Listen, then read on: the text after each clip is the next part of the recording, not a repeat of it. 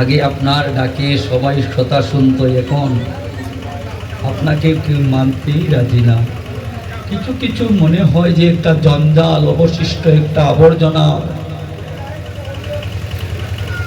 একটা আবর্জনা গৃহে বসে আছে, ওটা উদিষ্ট ভেবে ফেলে দিলেই হয়।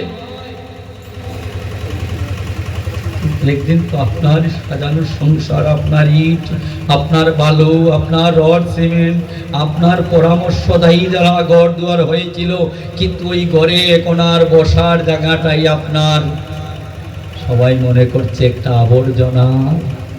এটা আপনার দুঃখ পাওয়ার কিছু নয়, সেটা আপনি নিজেই সব কিছুর কারণ। এই জগৎ সংসারে যা কিছু হচ্ছে সব কিছু আমি নিমিত্তের দ্বারা রচিত ছিলাম। সন্তানকে তো কখনো বলি নাই সন্ধ্যার সময় আসো একটু আরতি করি, বলেছিলাম? বলি নাই। সন্তানকে কি বলেছি, বাবা স্কুলে যাচ্ছিস, তোর মাকে একটা প্রণাম করে যা? বলেছি? বলি নাই। তাহলে শিক্ষাটা কোথা থেকে আসবে? আমি দুষ্টি বকার,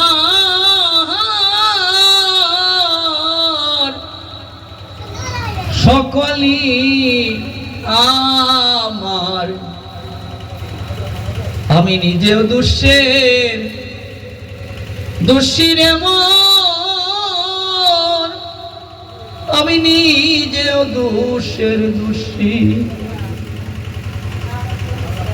সংসার বুঝিয়ে মিথ্যার আশ্রয় দিলাম, পুত্র পরিজনের কাছে লাভের আশায় কত অন্যায়ের পথ নিজে গ্রহণ করলাম, কিন্তু এখন ক্ষমা প্রার্থনা হওয়ার জায়গায় নেই। আমার স্থানটা কোথায় হবে? যদি প্রতিদিন আমি ঠাকুরকে ডাকতাম, ঠাকুরকে ভজন করতাম, তাহলে আমারও স্থান হতো গোবিন্দের চরণে। আমি দোষ দিব কার, সকলি আমার, আমি নিজেও দোষের দোষী রে মন, আমি নিজেও দোষের দোষী। আমার স্থান কোথায় হবে শোনো। মনে তোমার লাগি শাদি কইরাছে অনেক লোক 84 খাটো মায়ার ডুরি। কাল কি রবিবার, নিরামিষ তো সেবা অনেকে করি, যারা করি না তারাও কালকে থেকে রবিবারটা গোবিন্দ পথে রতি হই। শেষ দিন শেষকালে যেন আমারও আপনাদের মতো সাধু সঙ্গের রূপ দর্শন করে আমরা বিদায় নিতে পারি। কারণ হচ্ছে কি জানেন? একমাত্র গোবিন্দ ছাড়া। এক মাস বিছানায় বসে পড়ে দেখুন তাকে কে ভালোবাসে। প্রতিদিন যদি 200 টাকা, আপনারই টাকা, আপনারই টাকা, তোমার টাকা,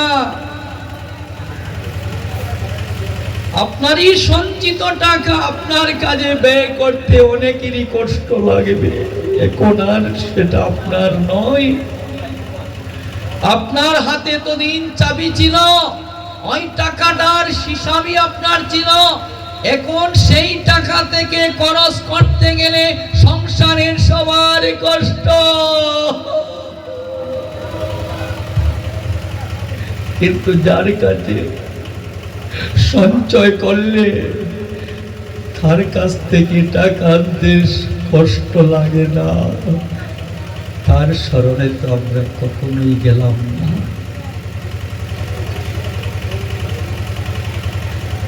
শুধু সজ্জন মন্ডলী পাঠাংশে আমার অনেক ত্রুটি বিচ্যুতি হতে পারে, কৃপা করে মার্জনা করবেন। কি বা জানি, কি বা বুঝি, আপনারা ভালোবেসে কৃপা করে আমাকে এই স্থানে দান করেছেন বলে বসেছি।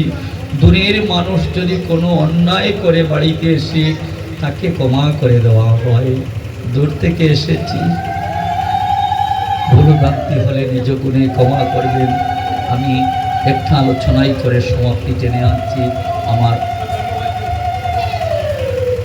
কর্মকর্তা একটু 20 মিনিট সময়টা বাড়িয়ে দিয়েছেন, আমি 10 মিনিট নয় 10 মিনিটের মধ্যে পাঠের সমাপ্তি টেনে আনছি।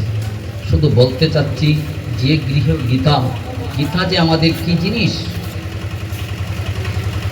কুরুক্ষেত্র রণাঙ্গনের যুদ্ধ যখন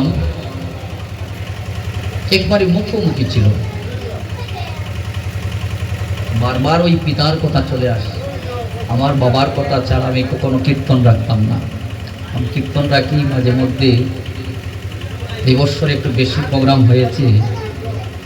আমার বাবা যখন থাকতেন আমি বাবাকে গিয়ে বলতাম, বাবা ওই জায়গাতে একটা ফোন আসছে, কীর্তনে যাও। আমার বিশ্বাস ছিল বাবার আশীর্বাদ থাকবে।